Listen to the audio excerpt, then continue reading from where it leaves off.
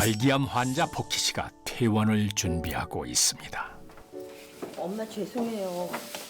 병원에도 계셔야 되는데. 아가씨, 형편이 그런데 어쩌겠어요.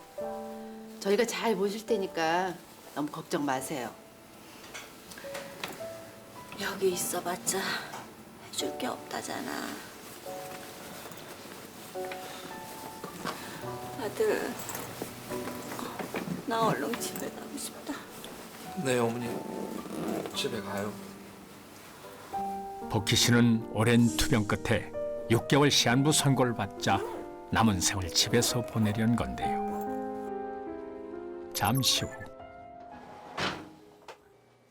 집에 돌아온 복희 씨가 경악을 금치 못합니다.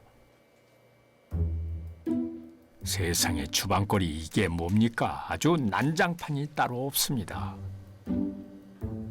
아이, 나 없다고 살림을 대체 어떻게 한 거야? 아이고 복희 씨 그냥 놔두시지. 그 몸으로 무슨 설거지를 하십니까? 그때 집에 들어선 며느리 은미 씨. 일한 시어머니를 보며 걱정은커녕 오히려 만족스러운 표정을 짓습니다. 어머니, 아이, 제가 요즘 너무 바빠서 미처 못했어요. 그냥 놔두시지. 내가 하지 뭐. 아, 그러실래요? 아, 제가 어머니 병원 때문에 아침부터 움직였더니 좀 많이 피곤하네요. 좀 들어가서 쉴게요, 어머니. 아니 지금 말기암 환자인 시어머니를 부려먹는 건가요? 그리고 보름 후 두 사람 뭔가 잘못돼도 한참 잘못된 것 같은데요. 누구지? 누구세요? 누구세요? 안녕하세요. 원박사한테 아, 예, 저 시어머니세요. 수고하세요. 예, 안녕하세요. 시어머니 앞으로 우편물이 온 모양인데요. 우편물을 확인한 은미 씨의 표정이 심상치 않습니다. 시어머니한테 60억이 생긴다고? 나 어떡해? 시어머니를 하인 부리듯 하는 며느리와 갑자기 60억 원이 생긴 시어머니. 이 고부간에 펼쳐질 기막힌 이야기가 지금 시작됩니다. 따스한 봄 기운이 완연한 어느 날 어머니! 아, 힘들어. 어머니! 오늘 무슨 날인가요? 은미 씨가 창을 잔뜩 봐왔는데요. 왜 다 먹냐? 이거요? 만두 빚으려고요. 갑자기 왜 만두? 아, 그이가 어머니 만두만 좋아하잖아요.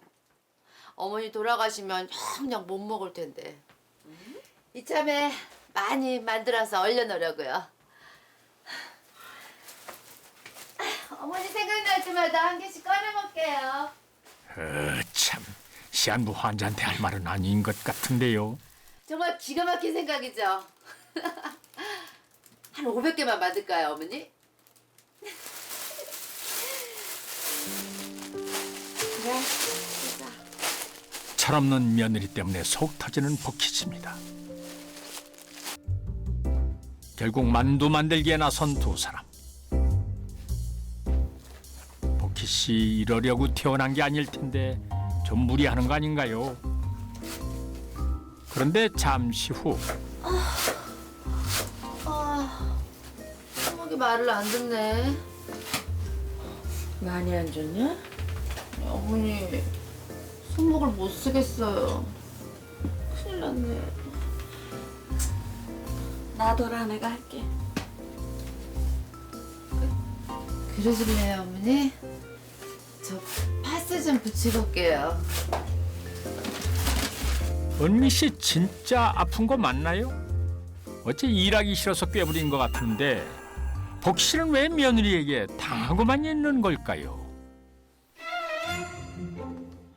결국 혼자서 만두를 빚게 된 복희 씨. 혼자 이게 무슨 고생입니까? 근데 이건 또 무슨 소리죠? 손목이 아프다더니 시어머니에게 일을 다 떠넘기고 대체 어쩌다 이 고부가 이 지경이 된 걸까요? 이야기는 7년 전으로 돌아갑니다. 결혼을 해 잘 살고 있던 아들 레위가 갑자기 복희 씨의 집을 찾아왔습니다. 어서들 와라.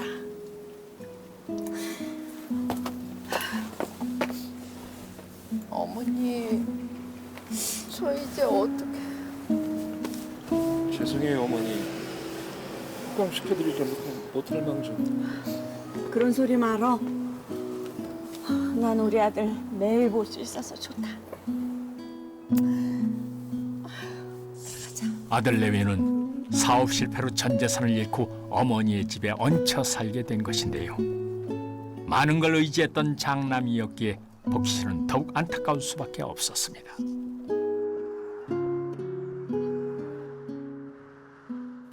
하지만 아들 레위와 살림을 합치는 것은 생각보다 단순한 일이 아니었습니다. 예상치 못한 문제가 발생하기 시작했는데요. 해가 중천인데 넌 여태자냐? 썩 안 일어나? 이거 입고 나와. 시어머니 눈에 늦잠을 자는 며느리가 달가울 리 없겠죠. 그 길로 복희 씨는 며느리를 데리고 인근의 야산을 찾았습니다. 아 젊은 애가 왜 이리 굶떠? 빨리 안 쫓아와. 어머니, 힘들어요. 저 죽을 것 같아요. 아이고 엄살은. 시어머니의 지시에 따라 다짜고짜 땅을 파기 시작하는 며느리. 어머니, 아무리 파도 없어요. 더더욱 비슷한 것도 안 나와요. 네가 못 찾는 거지. 없긴 왜 없어? 아이고 저 위에도 좀 파봐. 위에 조금 더. 따로 살 땐 몰랐던 시어머니의 호된 시집살이가 시작됐습니다. 그렇게 2달여가 지난 어느 날 왜 그래? 나 얼마나 힘들게 사는 줄 알아? 당신 없을 때 당신 어머니가 나한테 어떻게 하는지 아냐고. 아 정말. 미안해 어? 됐어, 필요 없어. 우리 조금만 좀 됐어, 살자, 필요 어? 없다고. 나 결국 은미 씨가 폭발하고 말았습니다. 위자료 받아서 나 혼자 속 편하게 사는 게 낫겠다. 여보 나를 봐서라도 한 번만 봐줘라 어? 나 사업 실패하고 이혼까지 할 수는 없잖아. 제발 한 번만 봐줘 어? 부탁이야 여보 어? 나들 어쩌라고 그러? 내가 좀 더 잘할게 어? 부탁이야 여보. 아 정말. 고된 시집살이를 견딜 수 없었던 은미 씨가 이혼을 결심한 것입니다. 복희 씨는 자신 때문에 아들의 결혼 생활이 파탄나게 될까 두려웠습니다. 다음 날 아침 식사를 준비하러 나온 은미 씨 앞에 예상 밖의 상황이 펼쳐집니다.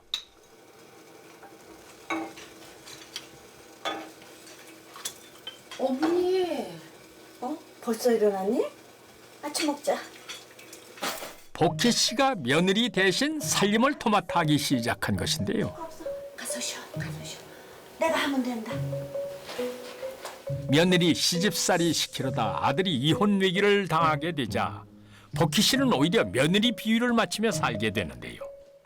시어머니가 자신의 눈치를 보는 걸 알아차린 은미 씨는 이를 이용해 왔던 것입니다. 그렇게 7년이 지나 복희 씨가 시한부 인생을 살게 됐지만 두 사람의 뒤바뀐 관계는 변함이 없었습니다. 어머니. 일이 늦어져서 내일 온대요. 천천히 하세요. 불난 집에 부채질하는 것도 아니고 며느리가 해도 너무하네요.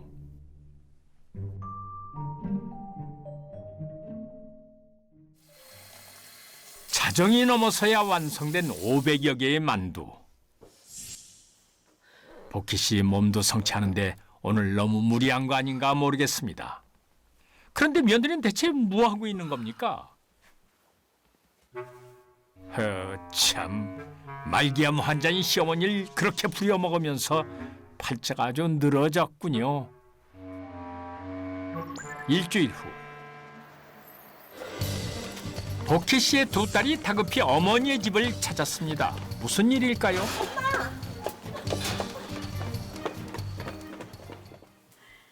삼남매를 자리에 불러 모은 복희 씨가 자식들에게 서류 한 장을 꺼내 놓습니다.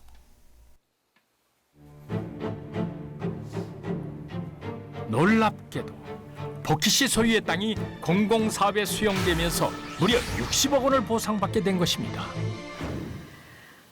니들한테 뭐라도 주고 갈 수 있어서 참 다행이다. 난 이제 죽어도 한이 없어. 엄마. 에휴, 무슨 그런 말을 해, 엄마는. 삼남매와 유산 얘기가 한창인 그때 외출했다 돌아온 며느리 은미 씨가 네 사람의 얘기를 엿듣게 됩니다. 나만 쏙 빼놓고. 은미 씨 성격에 가만히 있지 않을 것 같은데요. 일주일 후 아들 레위와 두 딸을 데리고 변호사 사무실을 찾은 복희 씨. 유언장을 좀 쓰려고 하는데요. 예, 말씀하세요, 어르신. 내가 유산이 60억이 있는데 우리 장남한테 80%, 우리 두 딸들한테 각각 10%씩 주려고 합니다. 네? 이게 어떻게 된 건가요? 왜 갑자기 아들에게 유산의 80%를 주겠다는 건가요? 근데 어르신, 두 따님들도 똑같이 상속받을 권리가 있습니다. 아우, 아니에요. 자식들이랑은 다 합의를 봤습니다. 네. 어머니, 저희 괜찮은데.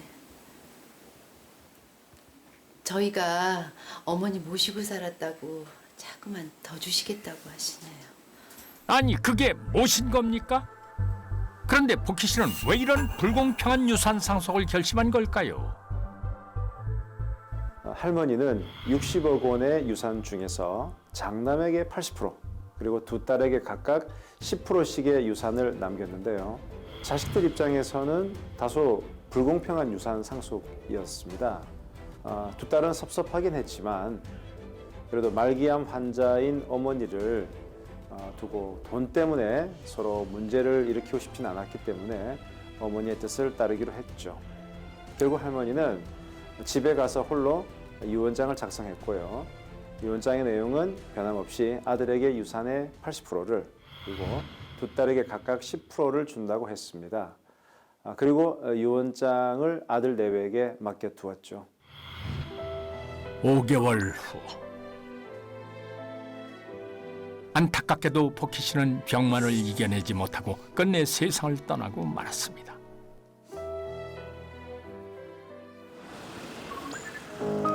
시어머니의 장례를 치르고 일주일 후 은미 씨가 남편과 함께 연고도 없는 시골을 찾았는데요. 또 무슨 일로 온 걸까요? 이게 말이죠. 지금은 이래봬도 개발 호재가 있는 금싸라기예요. 그 정보 확실한 거죠? 예. 한 40억 정도 투자할 생각이니까 제대로 알아봐 주세요. 예, 알겠습니다, 사모님. 저쪽으로 좀 더 가보죠. 예, 가시죠. 은미 씨, 시어머니가 물려준 유산으로 부동산 투자부터 할 생각인가 본데요. 아들 진혁 씨는 왠지 못마땅한 눈치입니다.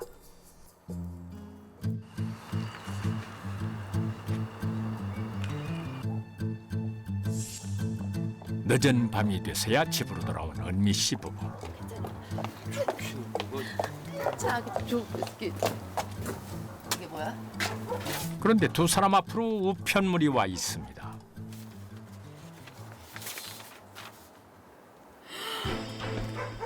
이게 뭐야? 서류를 확인하고 경악을 금치 못하는 은미 씨. 대체 무슨 내용일까요? 아유, 거기 달라고. 너 뭐야? 곧바로 신우이를 찾아온 은미 씨. 이게 뭐예요? 봤으면 알 텐데. 그러니까 왜 일단 소송을 했냐고요? 놀랍게도 오빠를 상대로 상속재산 분할 청구 소송을 낸 자매. 내 돈 내가 찾겠다는데 왜요? 뭐라고요?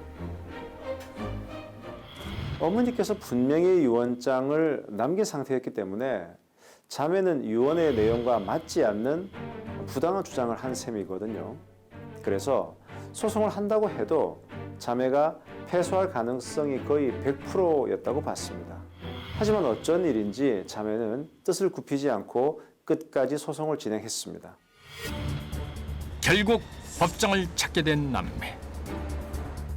그런데 결과는 뜻밖이었습니다. 어머니의 유언장이 무효가 되는 바람에 두 자매는 유산을 똑같이 나누어 받게 된 것입니다. 어머니, 어떻게 이러실 수가 있어요? 이게 뭐예요, 이게? 난 절대로 인정 못해. 항소할 거예요. 항소? 당신이 유산 때문에 우리 엄마한테 무슨 짓을 했는지 모를 줄 알아? 대체 고부 사이에 또 무슨 일이 있었던 걸까요? 이야기는 다시 5개월 전으로 돌아갑니다. 시어머니가 보상금 60억 원을 받아 삼남매에게 똑같이 나눠주겠다는 말을 엿듣게 된 은미 씨. 남의 속 빼놓고 어머니 뜻대로 되나 어디 봅시다. 다음 날 밤. 어머니! 어머니!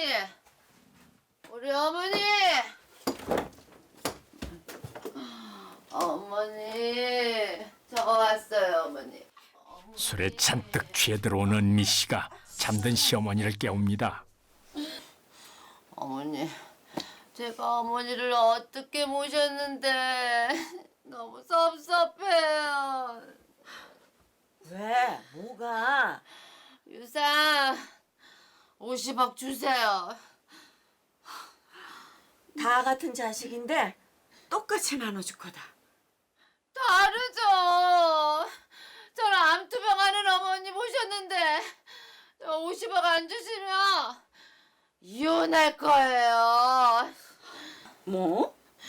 어머니 귀한 아들 이혼남 만드실 거예요? 뭐? 저 농담 아니에요. 어머니 귀한 이혼을 아들, 하겠다며 이혼남 시어머니를 만드실 건 협박해 알아서 하세요. 80%의 유산을 요구한 은미 씨. 결국 복희 씨는 며느리의 뜻대로 유언장을 쓸 수밖에 없었는데요. 그런데 그때 누구니? 어머니, 장남 진혁 씨가 어머니를 찾았습니다. 무슨 일일까요? 희경이랑 수경이도 어려운데 유산 똑같이 주세요. 안 사람 때문에 이제 그러실 필요 없어요. 어머니 그동안 저 때문에 많이 참고 사시던 거 다 알아요. 진혁아, 어머니 이젠 그러실 필요 없어요. 하지만 복희 씨는 아들의 이혼을 원치 않았기에 일단 며느리의 요구대로 유언장을 작성합니다. 그리고 죽음을 앞둔 어느 날 복희 씨가 두 딸을 찾아가 놀라운 이야기를 털어놓습니다. 이거 받아. 이게 뭔데? 느닷없이 유언장 작성 요령에 관한 서류를 꺼내놓은 복희 씨.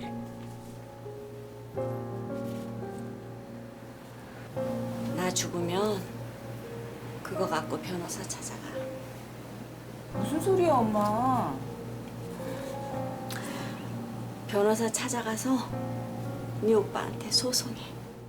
할머니는 두 딸을 찾아가서 며느리 때문에 불공평한 이 유산 상속을 할 수밖에 없었던 사실을 고백했는데요.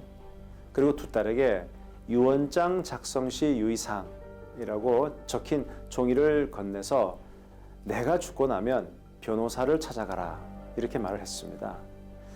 여기에는 할머니의 놀라운 진심이 숨겨져 있었는데요. 사실 할머니는 유언장을 무효로 만들기 위해서 일부러 주소와 서명을 하지 않았습니다.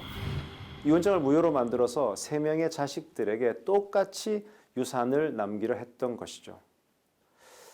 결국 할머니의 뜻대로 주소와 서명이 없는 유언장은 무효가 됐고요. 3남매는 똑같이 유산을 가질 수가 있었습니다. 3남매에게 유산을 똑같이 남겨주고 싶었던 복희 씨. 법적 효력을 잃은 유언장에는 자식을 위한 어머니의 진심이 담겨져 있었던 것입니다.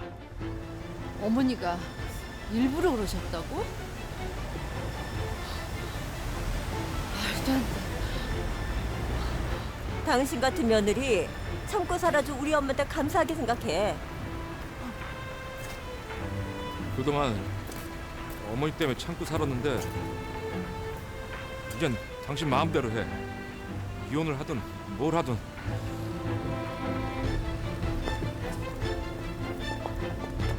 여보! 이혼하겠다며 시어머니를 협박했던 은미 씨는 오히려 남편에게 용서를 구했고 결국 이혼은 면할 수 있었다고 합니다.